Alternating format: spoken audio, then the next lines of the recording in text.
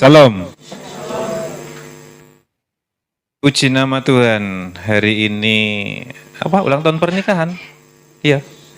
Kemarin ya ulang tahun pernikahannya Pak Ray dan Mama Rehan. Ulang tahun yang ke-13. Saya menikah tahun 2005, tapi bulannya saya lupa, tanggalnya juga lupa. Jadi saya tidak pernah merayakan hari ulang tahun pernikahan.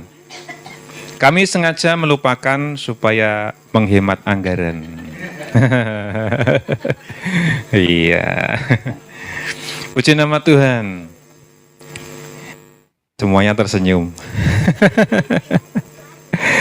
Orang itu tersenyum dengan tidak tersenyum, mana yang lebih bagus? Kalau kita melihat orang, melihat teman kita, melihat saudara kita, ketika dia tersenyum dengan tidak tersenyum, mana yang lebih menyenangkan? Tersenyum ya, iya. Tersenyum itu ringan apa berat? Ringan. Berarti semua orang bisa tersenyum. Ya. Kadang-kadang berat tersenyum. Oke. Kenapa orang itu bisa berat untuk tersenyum?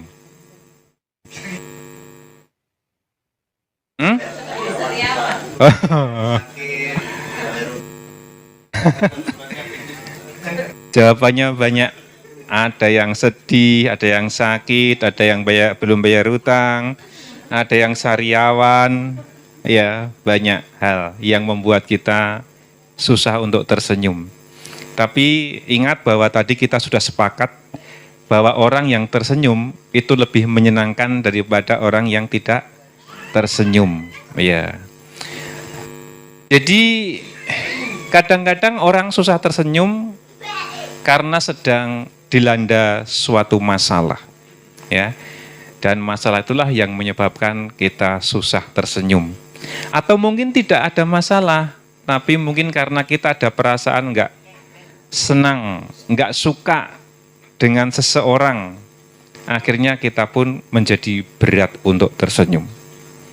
Kalau saya punya masalah dengan Mas Widono misalnya, maka ketika saya ketemu dia, susah ya, berat untuk tersenyum.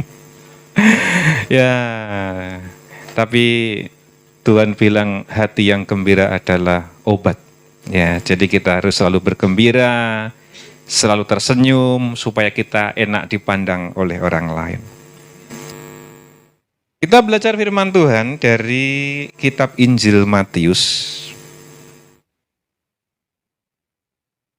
Matius pasal yang ke-14.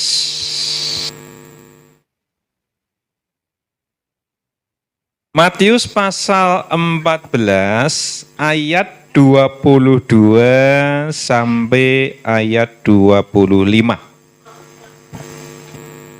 Mari yang bawa Alkitab, kita akan membaca bersama-sama Injil Matius pasal 14 mulai ayat 22 sampai ayat 25.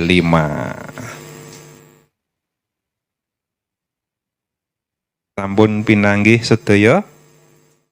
Sampun nggih. Mangga kita waos sesarengan ayat 22. 1, 2, 3. Sesudah itu Yesus segera memerintahkan murid-muridnya naik ke perahu dan mendahuluinya ke seberang. Sementara itu ia menyuruh orang banyak pulang. Dan setelah orang banyak itu disuruhnya pulang, Yesus naik ke atas bukit untuk berdoa seorang diri. Ketika hari sudah malam, ia sendirian di situ. Perahu murid-muridnya sudah beberapa mil jauhnya dari pantai dan diombang-ambingkan gelombang karena angin sakal. Kira-kira jam 3 malam datanglah Yesus kepada mereka berjalan di atas air. Ya. Saudaraku, peristiwa ini diawali ketika Tuhan Yesus mengajar kepada murid-muridnya dan kepada orang banyak.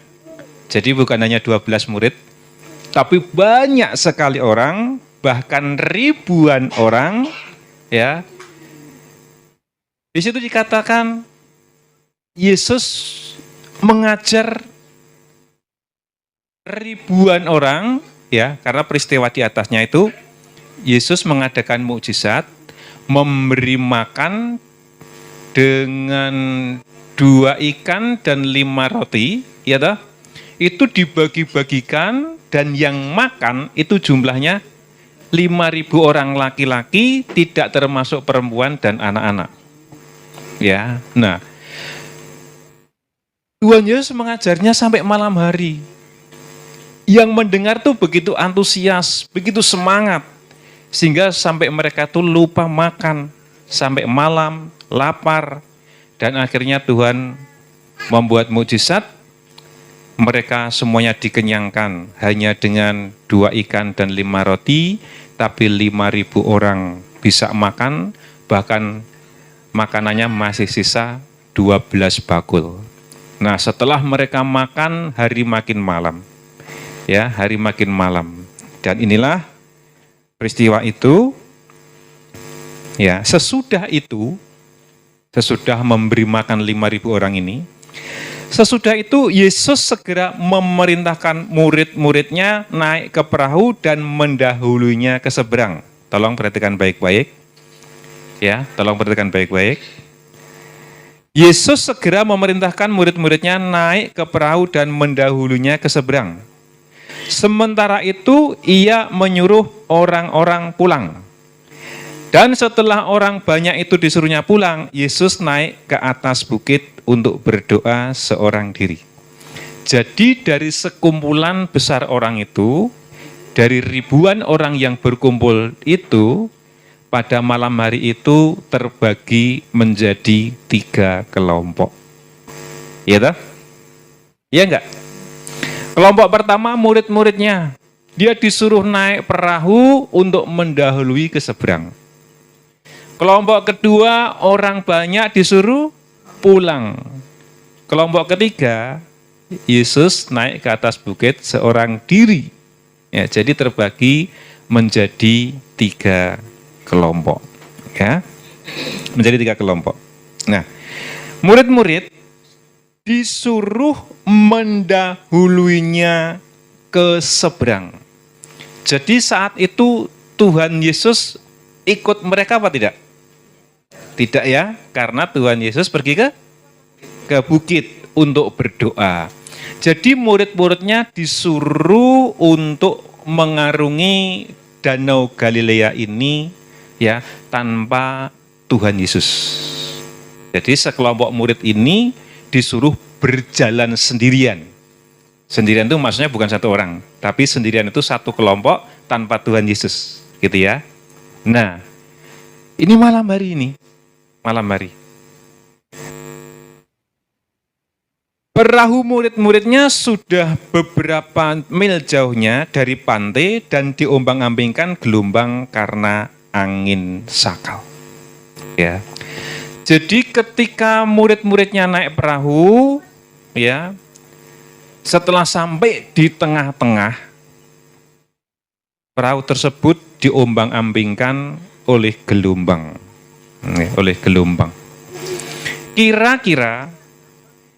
Kira-kira Tuhan Yesus tahu enggak bahwa nanti perahu ini akan diombang-ambingkan gelombang?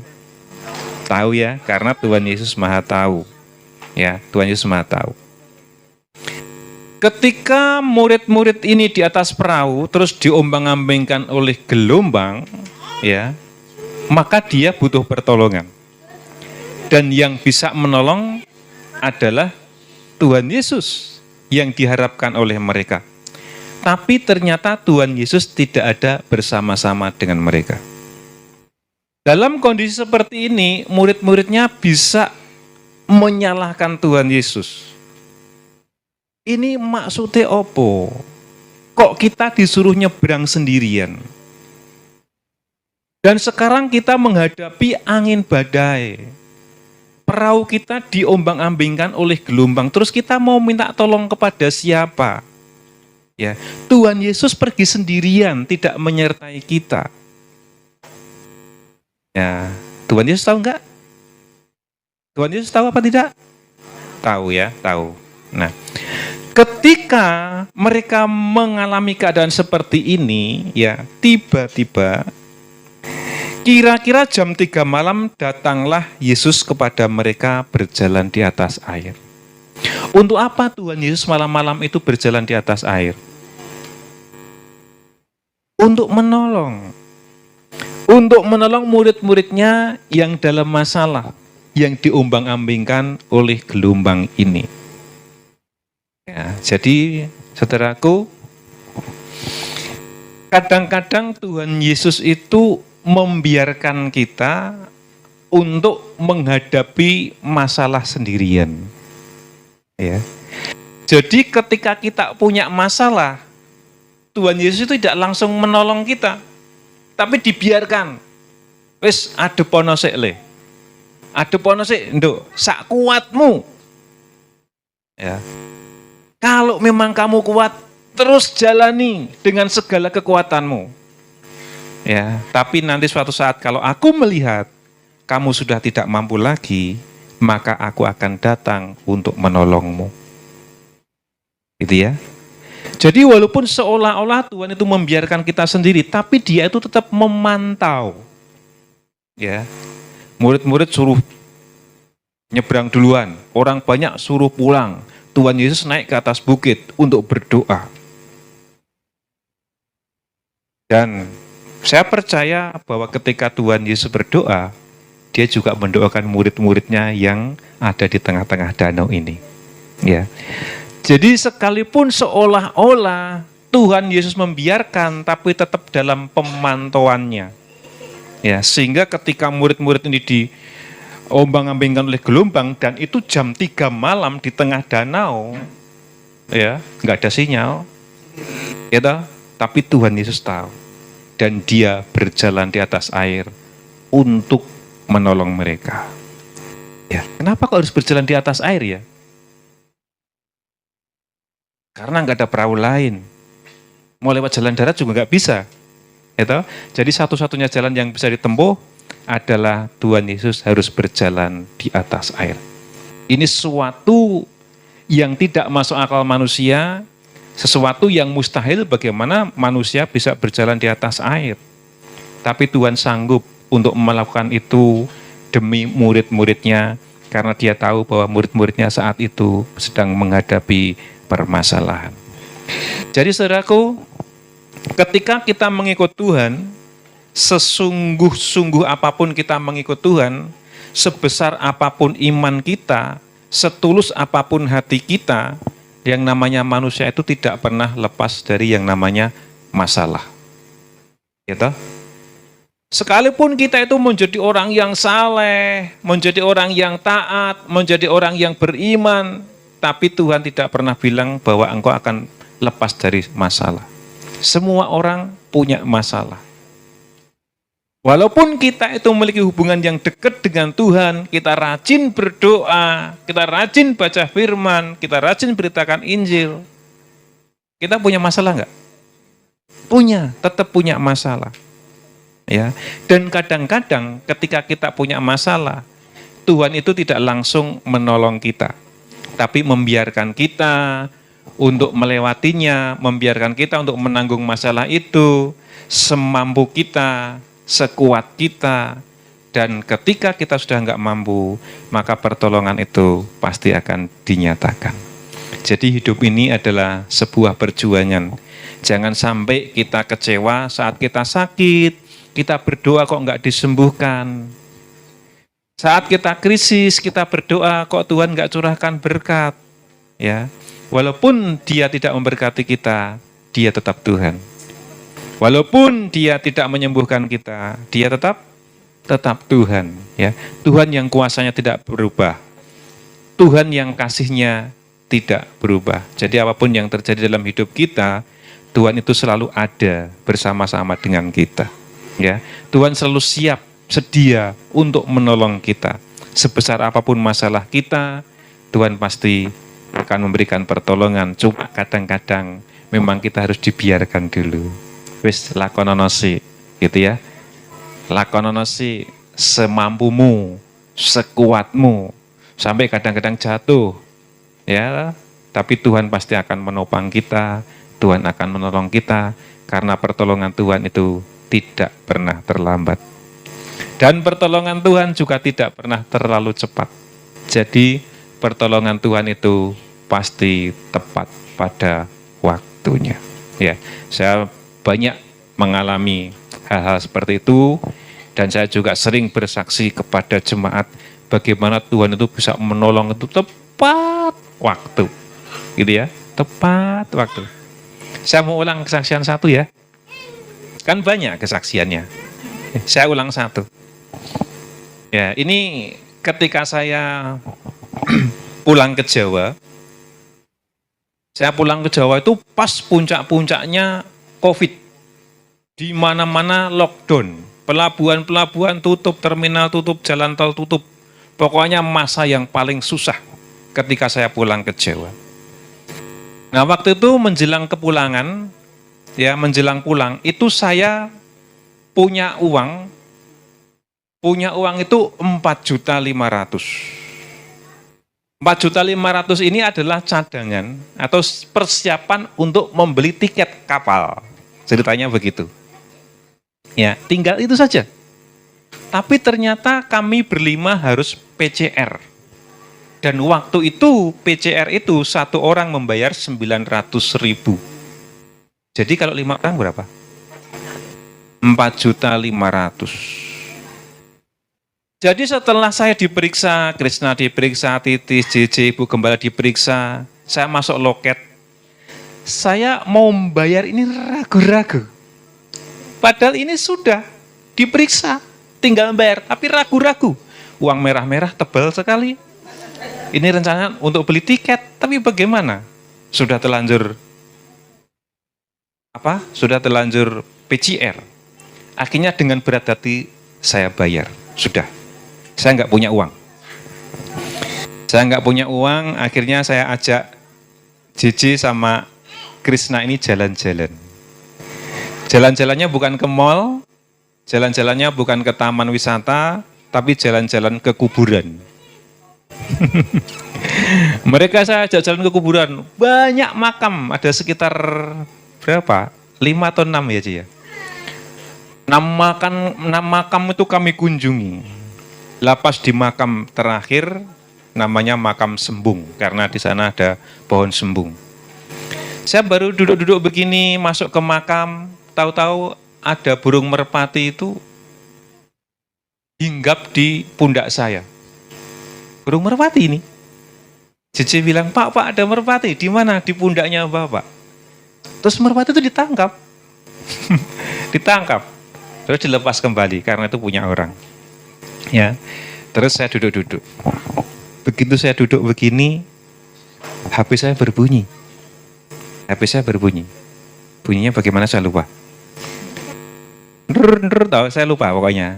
Ya, HP saya bunyi. Akhirnya saya lihat gini, ternyata Pendeta Daniel Alexander. Ya, dia telepon saya. Saya beri, halo. Dia tanya, kamu sekarang di mana? Di Salatiga, saya bilang gitu. Loh, kamu ke Jawa? Iya. Oh, tak kira di Nabire. Lah terus kamu pulang kapan? Yo, secepatnya. Nah, naik kapal apa pesawat? Naik kapal. Oh ya wis, nanti tak kirim uang tiket untuk beli tiket kapal yo. Oh yo, dikirim 6 juta. Ya, lebih tuh? Lebih. Butuhnya 4,5. Tapi ternyata jalan daratnya ya harus sewa travel lagi dari Salatiga ke Surabaya. Ya sampai sana habis lagi. Ya. Nah, itulah pertolongan Tuhan yang tepat waktu gitu loh. Pas butuh, pas ada, tidak lebih, tidak sisa gitu ya. Jadi menyenangkan sekali ikut Tuhan itu ya. Berkat Tuhan itu selalu tepat dan pas begitu. Walaupun turun tangga pelabuhan sudah nggak ada uang, ya tapi ada yang jemput gitu loh. Ya, ada yang jemput. Ya, itu pertolongan Tuhan seperti itu. Pertolongan Tuhan itu tepat pada waktunya. Jadi kalau hari-hari ini kita seolah-olah dibiarkan jalan sendirian, ya nggak apa-apa. nggak apa-apa. Percayalah bahwa saat ini Tuhan tetap memantau kita. Ketika kita sudah nggak mampu lagi, pasti Dia akan datang. Entah caranya bagaimana, jalan di atas air atau bagaimana, Tuhan Yesus pasti datang untuk menolong kita. Karena Tuhan kita adalah Tuhan yang peduli, Tuhan yang sayang sama kita. Dan ya itu tadi, Tuhan kadang-kadang membuat kita, membiarkan kita supaya kita menjadi dewasa, supaya kita menjadi bertanggung jawab atas hidup ini. Begitu ya? Ya, puji nama Tuhan. Jadi marilah kita menjadi orang yang setia kepada Tuhan. Apapun yang terjadi dalam hidup kita, Dia tetap Tuhan. Ya, Dia tetap Tuhan. Jadi Dia tidak akan berubah. Ya, kita tetap setia walaupun mengalami masalah yang bagaimanapun. Ya, tetap percaya bahwa Tuhan pasti menolong kita. Mari kita berdoa. Bapa, dalam kami menjalani hidup ini, kami tidak pernah lepas dari yang namanya masalah. Dan kadang-kadang kami merasakan bahwa Engkau menyuruh kami berjalan sendirian. Kami nggak tahu Engkau ada di mana. Kadang-kadang kami harus jatuh bangun menghadapi setiap persoalan kami. Dan kami menggunakan kemampuan kami, menggunakan akal budi kami, menggunakan daya upaya kami. Dan saat kami sudah mentok, tidak mampu apa-apa, Tuhan datang untuk menolong kami. Terima kasih ya Tuhan, karena Engkau tidak pernah membiarkan kami. Sekalipun Engkau tidak bersama-sama kami, tapi Engkau tetap memantau kami, memandang dari kejauhan. Engkau tetap berdoa buat kami semua ya Tuhan. Terima kasih, karena Engkau mengajarkan kepada kami untuk dewasa, mengajarkan kepada kami untuk bertanggung jawab atas setiap masalah-masalah kami. Dan Tuhan Yesus yang akan memberikan hikmat kepada kami, untuk kami dapat keluar dari setiap persoalan hidup kami. Terima kasih ya Bapak atas firman-Mu malam hari ini, dalam nama Tuhan Yesus. Amin.